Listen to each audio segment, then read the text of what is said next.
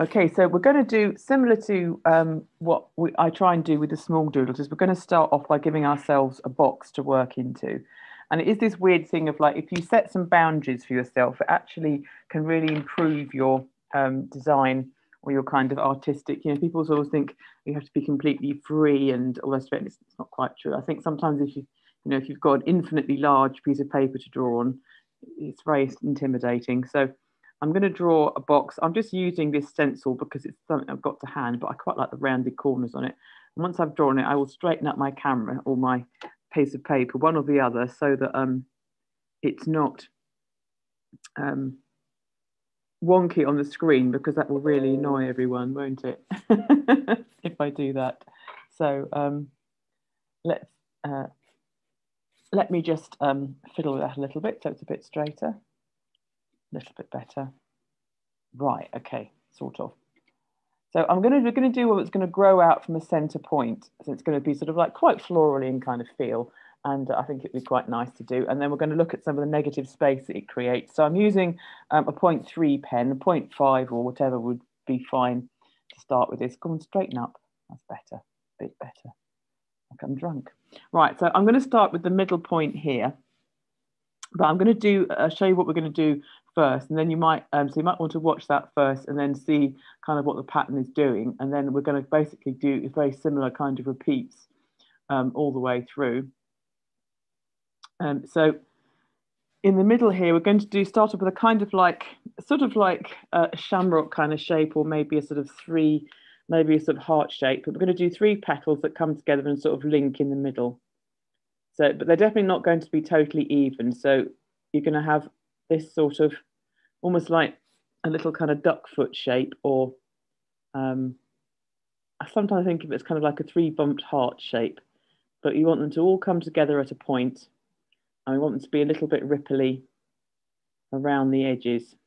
And they can be stretched, they can be kind of different shapes. But so we've got something like that happening. So they're coming together at a point, and then we can then put into that these sort of elongated teardrop shapes that we quite like using a lot. And then we're going to start with them quite small at the edges. So they're almost like a long, thin sort of sausage.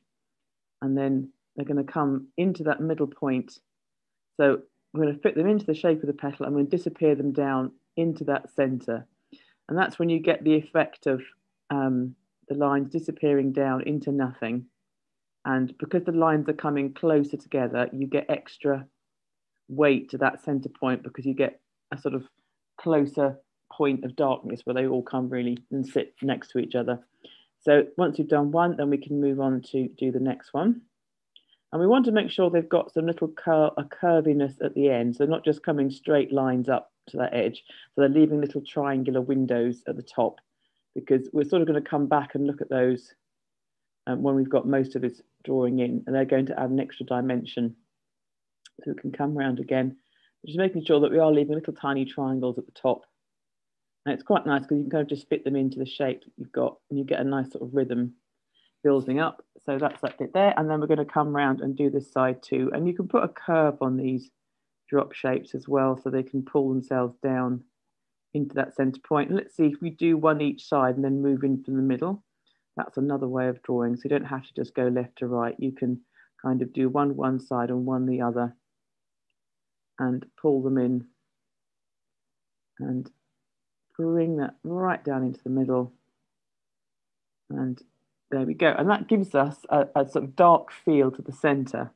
And then these little white triangles that we've got sort of poking out, we can then go in and just color them, tone them in so that they start to help those petal shapes stick out. And eventually we're going to build up more of these shapes coming out from the center.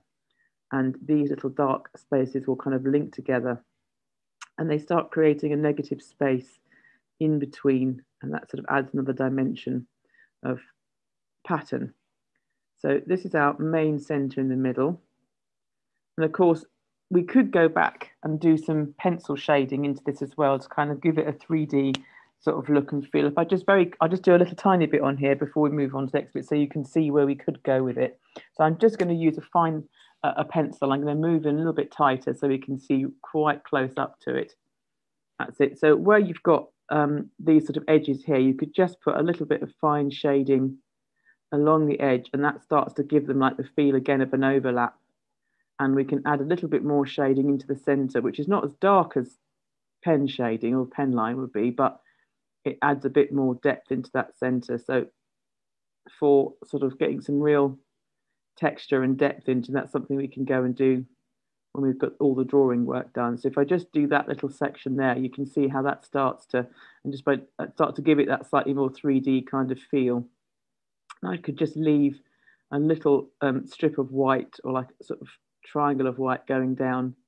I mean, you can totally do this in loads of different beautiful colors, but I'm just using this pencil because I want quite a fine line to do this. And that just leaves that, and it gives it that sort of, again, slightly more 3D feel, like you feel you could run your finger over that and it would be bumpy. And you can do a similar thing as well if you want to keep to the sort of graphic pen work. You could do some very tiny, I come in with this is about the smallest size of pen that you get on the market, which is a 0.03, which is pretty much the tiniest pen without going into the very expensive drawing rotary pens. But you can go in, and it's such a fine line. You can just do little tiny flicks up of shade like that along the bottom of the edge, and it has the same effect almost as the pencil. It just allows you to create little shadow kind of bits. But it's those little tiny flicks. It's such a light pen that you can really build up gradually. And I mean, you know, you see these amazing pen artists that can do whole portraits in this sort of weight of pen, and you can almost can't tell it different from photographs, but I'm definitely not at that level. I'm not doing that today. So that's just another way you could just, if you wanted to just stick to doing pen, use your smallest pen that you've got and just still leaving a little white margin along the center of the shapes. All the way along like that. And I've got, see a bit there where it hasn't quite matched up. I can just color that in dark and it doesn't look bad at all. So that's kind of like how we can add shading to all this. Before we get into doing, giving ourselves all this lovely shading to do, we're gonna pull out from here and just gonna start expanding this a bit. So I think what we're going to do is like sort of flower heads coming away from here. You could completely just keep adding rows and rows of petals coming out in almost like sort of organic concentric circles. But I'm going to think of more of those kind of hydrangea heads where you have this sort of packed, quite dense head of flowers made up of a central flower. So I'm going to, first of all, I'm just putting some tiny dots around, and that's going to be where I build the center of the next sort of row of flowers. It doesn't matter how even they are. In fact, it probably works better to have sort of quite different spacing because it gives you sort of more interesting kind of effect. And then I'm going to do 3 of my sort of big petals first. So I'm going to aim to get them as tight as I can to the ones above, but equally I don't have to worry if they're not completely pressed up to it because we're colouring the edges in with this sort of dark little negative spaces in black, you'll find that they'll sort of all start leading into each other and they'll create quite an interesting feel. So I've got one in there, and again, you might decide that you put some dots in and then you think, oh, actually, I need a few more. That's fine too, but let's start somewhere. So if we can get them to touch without, if you're not distorting the shape too much, or if you're happy with the shape that's being drawn. If not, don't worry too much about it. So we're going to get all these in first. I think having drawn that one, I might put another one. I might do a little one that sort of squashes in there just to see what that looks like. And this is again why these are so much fun, because there's not really anything you're going to do wrong with these. It's just creating a shape you haven't thought of before, and then you can think of it, and then you can get to do it. And it's sort of sometimes the ones that you think, oh, that's a bit weird and squishy, they actually work out the best compared to some of the others. So we just give ourselves some bits to work on and see where it takes us, don't we, really? So let's move, and that shape's going to squish into there. That's it. And then this one can sort of squish round and up into there. And they're all going to fit together eventually. And there's a little dot there, so we'll take that one. And just that process of putting the dots down first, it's not a massive amount of planning, but it just helps to work out where you are and sort of orientate. You see, I haven't got this one. I've done two quite small petals. So instead of doing, I could do one big one, or I could let myself have four. You know, it's not the end of the world. But I'm just going to do one big one that sort of fits in there. That's it. And then this one's got smaller because it's got those are tighter together. But that's cool because then that gives us a different shape here. And now I've got quite a sharp shape there, sort of more sharp shape. I can pull that right round. Okay, so that's given me the next sort of layer of petals where I'm going to. And then for the sort of next round, I'm going to keep the dots relatively close to that round because I want to slightly get the feeling this is like a ball of flowers. And so if we then slightly distort the shape, we start to get more of a sense of it coming round. So again, you might want to watch this one first and just see what I'm going to do. So I'm going to put my top petal in like that. And then these ones, I'm going to make them sort of smaller and a bit thinner in the hopes that it looks like it's kind of disappearing off around into the distance, sort of down as if it was dropping off.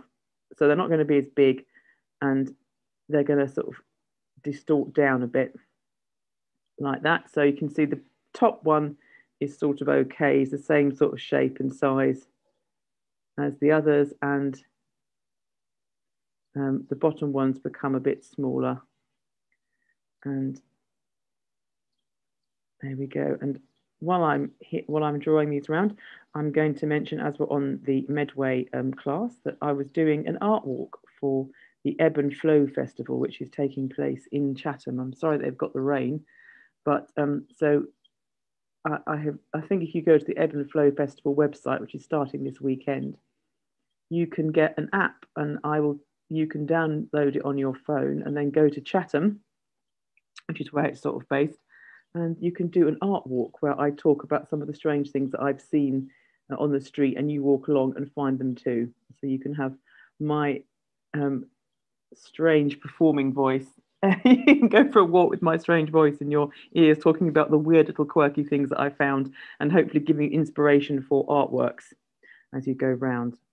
So I thought I just mentioned that because that's what I've been doing for the last couple of days. I went on a sort of historical tour with a very keen local historian, and he was really, really interesting, but also one of those people that then after a while think, right, I need you to go away and leave me alone now so I can look at this as an artist, because he kept wanting to show me things that weren't there anymore. Typical historian, you know. So I'm just adding in a few more, again, trying to keep the top surface quite proportionately a bit bigger, and then the little petals tucking under away like that, and it sort of get the thing is sort of like turning away. I've sort of I've gone more up this way than I've gone up this way, but it doesn't matter because we can always come back and add some more in if we want to. But I'm going to do a couple more, and then we'll come back and we'll do the internal doodling into these shapes. So there we go. So I think I will just do. And I think I'll do my internal doodling now, and then we'll see. I might want to put a couple, another one maybe here, and sort of maybe here. I think if I was going to do one here, I'd almost just have just the top shape like that in, and then just some very little hints of that bottom shape. So it really is starting to turn. So we'll see how we do those. It's quite good fun. Right. So now we're going to come back into these. So again, it's the drop shapes, and you might have worked out a method for yourself now. So you might prefer doing one either side and then into the middle, or you might like doing the middle first. Let's see what that does. That gives you maybe a different sort of control. Still leaving the little triangles on the top. If you get any that sort of overlap, that doesn't matter. If you're not sure how to fit one in, just fit a little top sort of poking out from behind. And coming down and round. And then again, we can then go back and we're going to fill in the little sort of gaps in between, but we're going to blend them in together. So we go from one into the other. So we start getting the sort of like this space here where I've got this line going through. I just colour over the top of all of that and turn that into a black hole or a black edge like that, disappearing in. And same with this space here. If I wanted to, I could put like a couple of circles into a bigger space if I didn't want it to be all black. And then if you don't like that, so you can always colour it in. So get them in first and see whether you like it.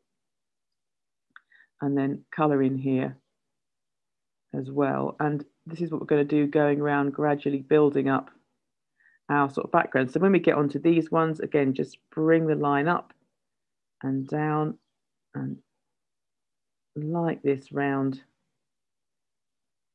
And then again, don't worry about that spare line that's appeared, because we can go and colour that in and bring that darkness all the way around. And that's starting, so we're starting to get a nice pattern developing, but we're also seeing that nice negative space in between those shapes. Like that, pulling them around.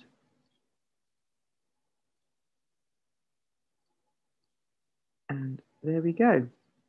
So we just keep moving our way around.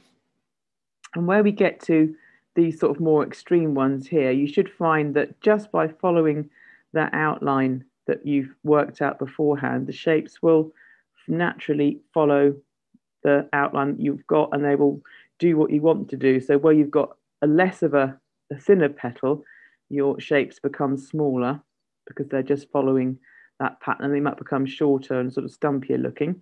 And that's okay, because that will give you that kind of illusion. So let's look at this one here where it's really sort of quite extreme. So if you just make your drop shapes so they're much bigger at the top and then go disappear down, so they're sort of stumpier shapes, that's going to give you the feeling. And then these ones, they just need to fit in. If they're tiny, they're tiny. That's what they do. And that's why having this sort of structure, even if it's like a sort of daisy flower structure there to begin with, really helps to determine your pattern and give it a structure. But it was also very forgiving, because if you get, you know, a small bit, a thin bit that you can squeeze a petal shape into it, and we can then bring that colouring in, and that colouring, the darkness sort of like brings them all together. And of course you could do loads of these with different colours. I'm going to put another circle in there. You could use coloured pen to do all this in. You could colour the gap in between. If you could go for your real traditional hydrangea colours, all those sort of pinks and blues, which are apparently determined by the acidity of your soil. So if you have pink hydrangeas, you've got alkali soil, and if you have blue ones, you've got an acid soil. And I buy blue hydrangeas because I love the blue colour, and water them with lemon juice and all sorts of things in a desperate attempt. It doesn't matter what I do. After about 2 weeks, they're going pink. So I end up with lavender sort of coloured ones, and eventually they all go pink no matter what I do. So I must have incredibly alkali soil where I am. So that's it. So we're just going to keep on building up the sort of shapes, and we get this lovely sort of floral background. And you could, I know I can say, because sometimes if you look at the doodle we did of the spherical doodle, where we sort of did the big sort of doodle balls, and then we used a kind of almost like a grid. You could do this pattern over the surface of a sphere. You did a kind of grid pattern first, but using these, and then fitted these flower shapes into it, and you get this lovely kind of overall floral kind of ball effect. And it makes me think of those pomanders, those sort of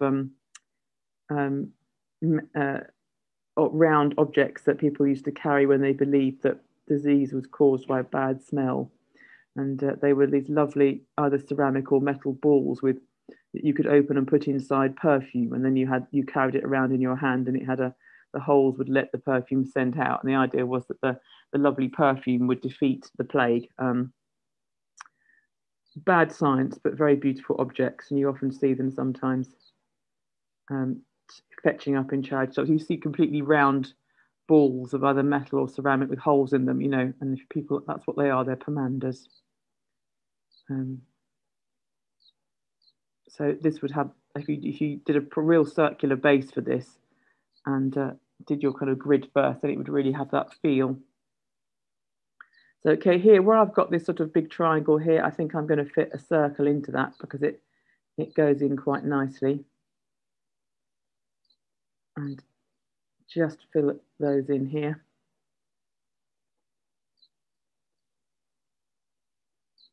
And you're starting to see we're getting this sort of nice negative pattern that's kind of coming around them. It just really helps to kind of bed them in.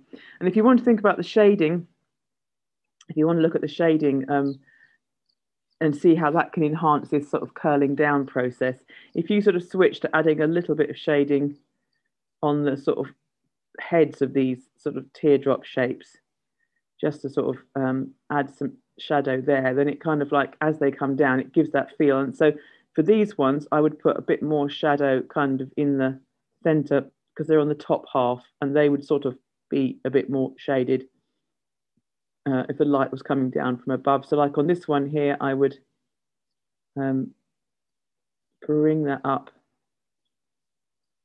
and just put a little shadow underneath, and then again under here, and that starts to sort of help this feeling of it being curving down. So when you get down to this one, and obviously those little corners are going to be quite dark, these bottom ones will be quite dark, and you can put some shadow on them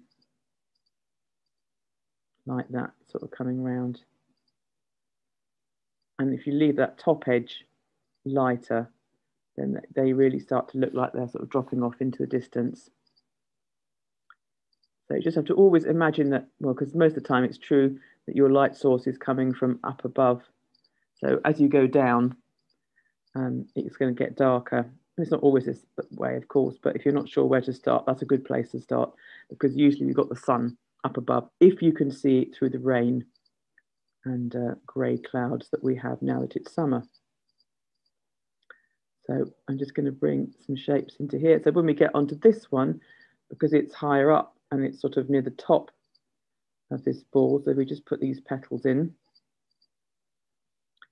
like that. And then if we think about it this way around, the light's going to be coming down from here. So this bit here, it's going to hit, it's going to be quite light.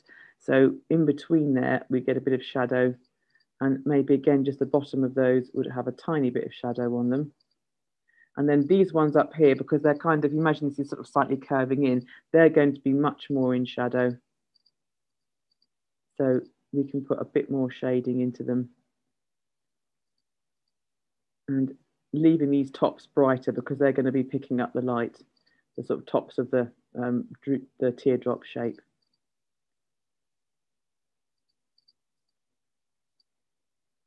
That's it. So you can just see that underneath that, they're going to pick up some more shadow and kind of under here. But this part here would be sort of lighter.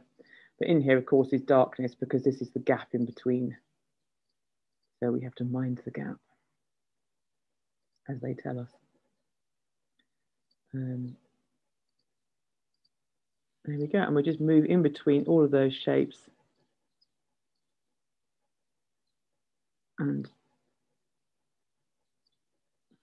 that's it. So we're starting to see that building up. And the same on this one.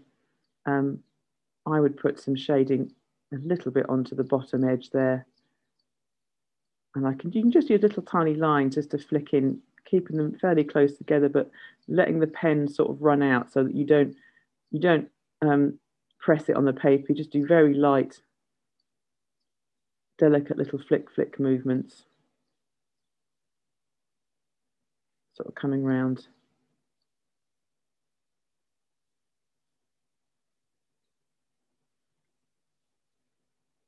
And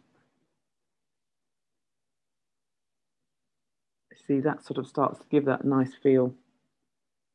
And as we come down again, this middle bit will be slightly darker. So I can just put a few more shading lines in there and come in around the edges.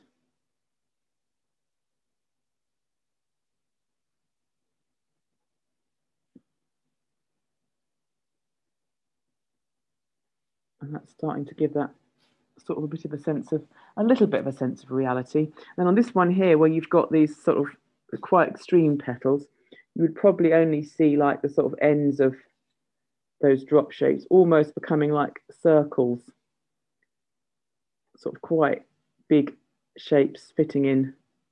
And then down here, they'd be sort of disappearing off.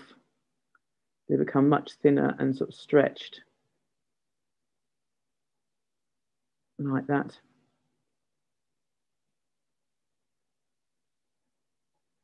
There we go, and just bring this around. And then this is going to be much lighter here, and there's going to be much more shadow just under those points.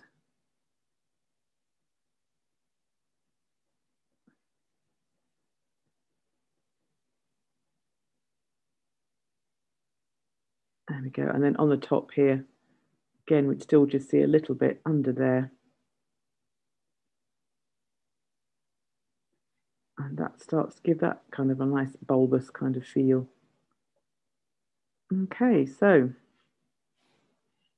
we are pretty much at the end of our little session, but I hope that's given you somewhere to take this doodle and something you might want to experiment with different colours and textures. And there we go, a little bit of hydrangea floralness.